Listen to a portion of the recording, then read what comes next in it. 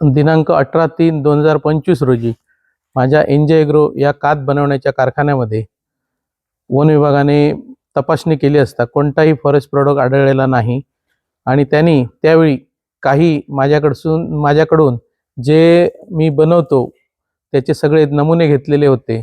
त्या नमुन्याचा forensic लॅबचा report आजपर्यंत आलेला नाही, परंतु जाणून बुजून त्यांनी 15/9/2025 रोजी पुन्हा एकदा जबरदस्ती कारखान्यामध्ये घुसून त्यांनी संपूर्ण पाहणी केली। त्यावेळी माझ्याकडे 13/9/2025 रोजीचे जिल्हा कृषी उत्पन्न बाजार समितीच्या रितसर परवान्याने खैर लाकूड घेतलेले होते। तसेच काजू हस्क बॉइलिंगचा माझा जो इकडचा प्लांट आहे तो त्यावेळी चालू होता आणि मी ते कंटिन्यू चालवतही आहे आणि माझ्याकडे खैर लाकूड उकळवण्याचे किंवा त्याच्यावर प्रक्रिया करण्याचे सिंधुदुर्ग जिल्हा कृषी उत्पन्न बाजार समितीचा रितसर परवाना आहे।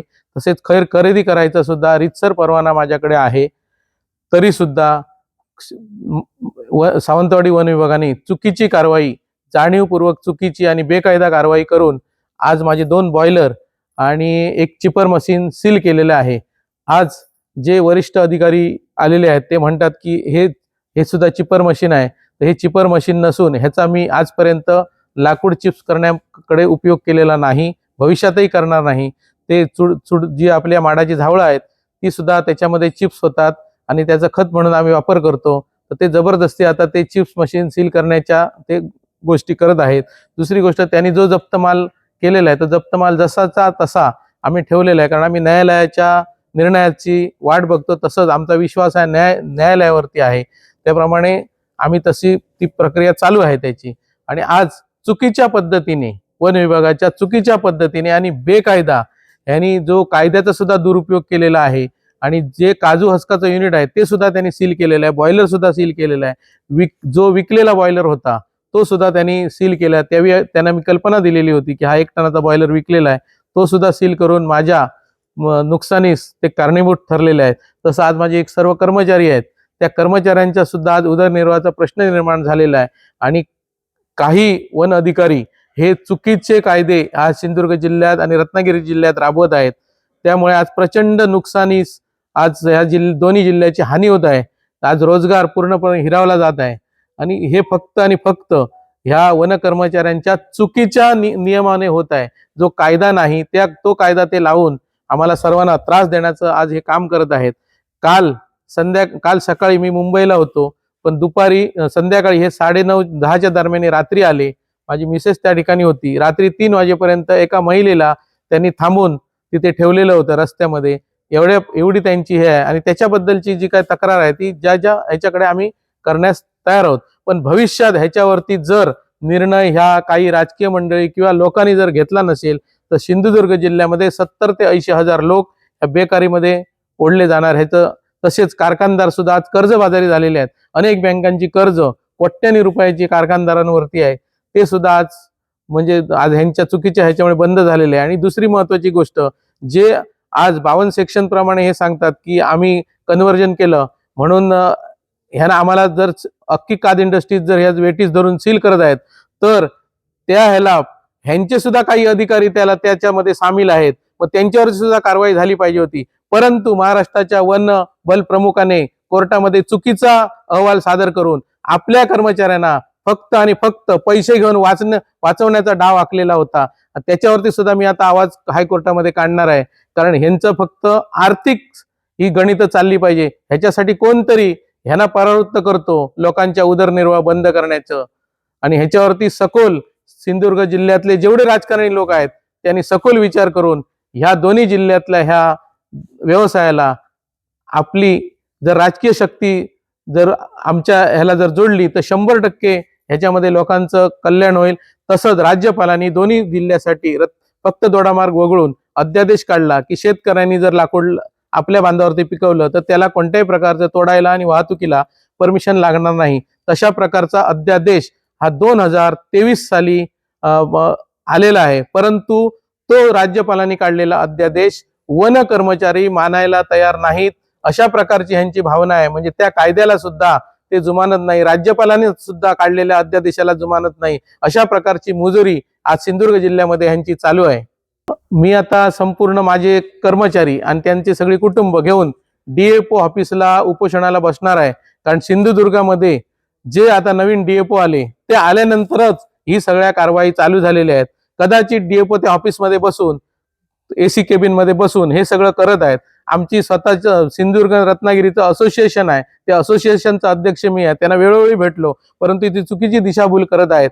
आज बघा दोडामार्ग वरून जो हत्या आला त्याच्यामध्ये सुद्धा लोकांची ते दिशाभूलच करत आहेत. पहिलं सांगितलं मी पकडणार, म्हणजे जसे काय महाराष्ट्र राज्याचे वनमंत्री आहेत काय अशा प्रकारच्या आविर्भावात सांगत होते. म्हणजे अशी खोटी माहिती पसरवायची का. त्या गवसला सुद्धा त्यांनी चुकीचं सांगितलेलं आहे की त्याला ते शारीरिक हे पाहिजे. म्हणजे अशा प्रकारचं जर डीएफओ जर वागत असेल तर काय ह्या खालच्या कर्मचाऱ्यांनी सुद्धा त्याचं घ्यायचं, हे सुद्धा प्रश्नचिन्ह आहे. आज इथे आज प्रचंड प्रमाणे माकडं नुकसान करत आहेत शेतकऱ्यांचं.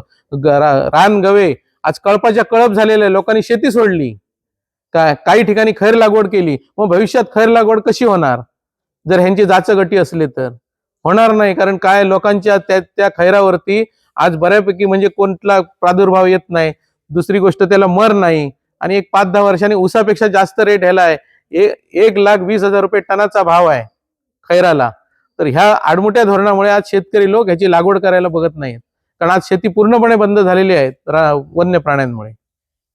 आमची भूमिका अशी आहे की मी आता वरिष्ठ स्तरावरती यांची तक्रार करणार आहे. तसंच यांच्या विरोधात आता जे कोण अधिकारी आले चुकीचे नियम लावतात त्यांच्या विरोधात मी कोर्टात रीतसर यांच्या विरोधात खटले दाखल करणार आहे. मी निकिता नारायण जाधव. रात्री वन विभागवाले आमच्याकडे रात्री 10 वाजता आले. 10 वाजल्यापासून 3 वाजेपर्यंत ते आमच्याकडे होते. मी माझा मुलगा आणि दुसरा मुलगा आम्ही तिघं पण ह्यांच्याबरोबर बाहेर उभे होतो. ह्यांना आम्ही सांगितलं की मालक नाही आहेत, तुम्ही उद्या या. तरी पण ते ऐकायला तयार नाही. शेवटी त्यांना मी रिक्वेस्ट केली की आम्ही काही झालं तरी मालक नसताना तुम्हाला आम्ही फॅक्टरीत घेणार नाही. तेव्हा त्यांना सांगितलं की तुम्ही उद्या सकाळी 9:30ला या. मालक आल्यानंतर तुमच्या जी काही प्रश्नांची उत्तरं देतील ते असतील ती देतील. पण तरी सुद्धा ह्या लोकांनी अशी मुजोरी केली आणि शेवटी एक गाडी आणि त्यांचे 2 माणसं बाहेर ठेवून गेले. आम्ही जेव्हा आतमध्ये आलो तेव्हा ते आम्हाला सांगतात की तुम्ही आतमध्ये कशाला आलात काय म्हणून. ही आमची प्रायव्हेट प्रॉपर्टी आहे. ठीक आहे, तुमचं काय असेल ते काम तुम्ही करा, पण हे आम्हाला त्यांनी सांगणं चुकीचं. तरी सुद्धा आम्ही रात्री 3 वाजता इथून गवेरेड्यांचे एवढे कळप येतात जबरदस्त, नुसते 25-25 गवेरेडे एका कळपात असतात. तर मी आणि माझा मुलगा आम्ही मोटरसायकलने आम्ही घरी गेलो. रात्रीचा आम्ही इथून प्रवास करत नाही. पण हे लोक तरी सुद्धा की नाही म्हटलं जाऊ दे, कारण आपल्याला रात्रीचं कोणाशी भांडण वादविवाद करायचा नाहीये म्हणून आम्ही गपचूप घरी गेलो. तर हे लोक रात्री 3 वाजता मग निघून गेले आणि सकाळी आता हे आले आणि सारखं फक्त हॅरेसमेंट करायची, बाकी काही नाही. आता आमचा पूर्ण उद्योग हा बंद आहे. काजू अस्कापासून आम्ही काहीतरी छोटंसं प्रोडक्ट करतो ते पण बंद आहे. आमच्या बँकांची खाती भरली नाहीयेत. बँकांचे आम्हाला सारखे फोन येत आहेत. त्यामुळे आम्ही आता असं ठरवलंय की हे बँकांची जर आम्ही खाती भरू शकलो नाही तर आमचे सगळे हे जे काय आहेत ह्या उद्योगावर असणारी गुरंढोरं जे कोण आहेत त्यांना घेऊन आम्ही ह्यांच्या दारात बसणार. तिथे वन विभागाच्या फॉरेस्ट विभागाच्या दारात बसणार आणि मी सरळ यांना सांगते की आज मी जाहीर करते मी आत्मदहन करणार. नागपूर अधिवेशन चालू आहे, तिथे आत्मदहन चालू आहे. मी ह्यांच्या फॉरेस्ट विभागाच्या दरवाजात जाऊन आत्मदहन करणार. काय होत नाही, एक निकिता जाधव मेली म्हणून काही फरक पडत नाहीये. आणि ह्या लोकांची एवढी दुसऱ्यांवरती दबाव असतो ना की तो माणूस आत्महत्या करेल. छोटे छोटे जे व्यावसायिक आहेत त्यांच्या बाजूने तरी ह्या लोकांनी उभं राहून हे जे काय आहे ते मिटवावं. आमचा उद्योगधंदा जर बुडीत गेला, आम्ही कर्जबाजारी झालो तर घाटावरती जसे शेतकरी आत्महत्या करतात तसे इथले छोटे छोटे आंबा बागायतदार, हे कात उद्योगवाले, छोटे छोटे जे व्यापारी आहेत ते सुद्धा उद्या आत्महत्या आणखी भविष्यात 1-2 वर्षात आत्महत्या करायच्या मागे लागतील. एवढी आमची खरोखर परिस्थिती दैनंदिन झाली. कारण आमच्याकडे ह्या उद्योगा व्यतिरिक्त दुसरा कुठचाच उद्योग नाहीये. आमची मुलं असू दे किंवा काय असू दे, मुलं पण ह्याच उद्योगात आहेत. त्यामुळे आमच्याकडे कुठचाच उद्योग नाही. आणि आमचे कामगार आहेत, त्यांची छोटी छोटी मुलं आहेत. तर ते मी सगळं घेऊन ह्यांच्या दरवाजातच जाणार आहे. म्हणजे हे आपल्या 1-1 महिन्याचा पगार आम्हाला देतील, आम्ही तिथेच राहू आपलं घर बांधून, असं आता आम्हाला वाटतंय. हा, मी सावंतवाडी वन विभागातून मोबाईल स्क्वॉड मधून सचिन शिडतोरे म्हणून वनक्षेत्रपाल आहे. तर सावंतवाडी वन विभागामध्ये पूर्वी या कात उद्योगामध्ये 15/9/2025 पूर्वी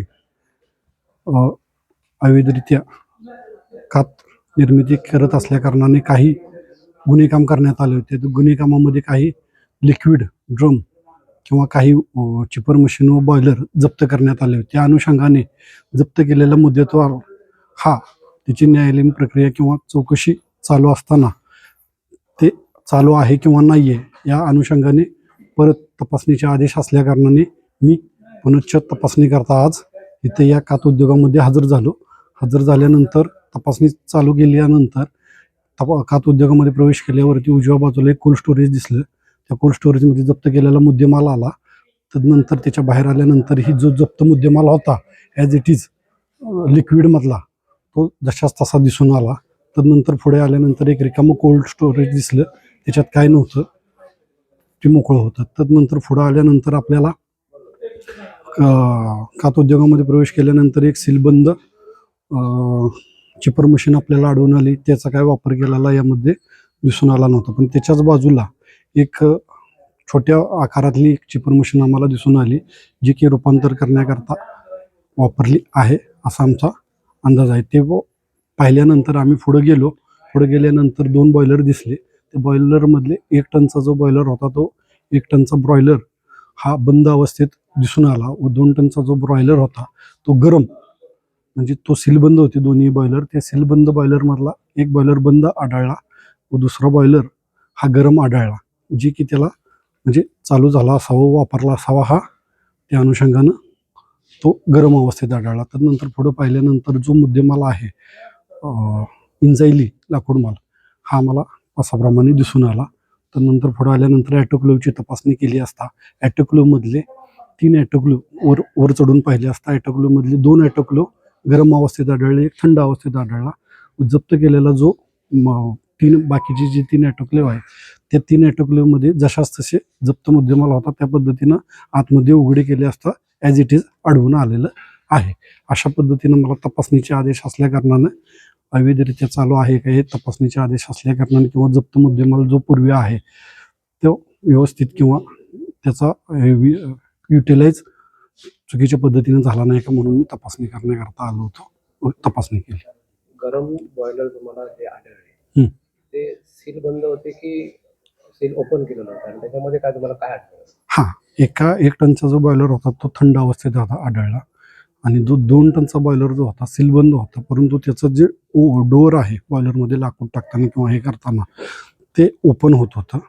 त्या अर्थानं त्याच्या आतमध्ये सील तोडलेलं नव्हतं, पण ते ओपन होत होता. तर त्या अनुषंगानं जागेवरती ते दिसून आलेलं आहे. पुढील कारवाई कशी असेल काय?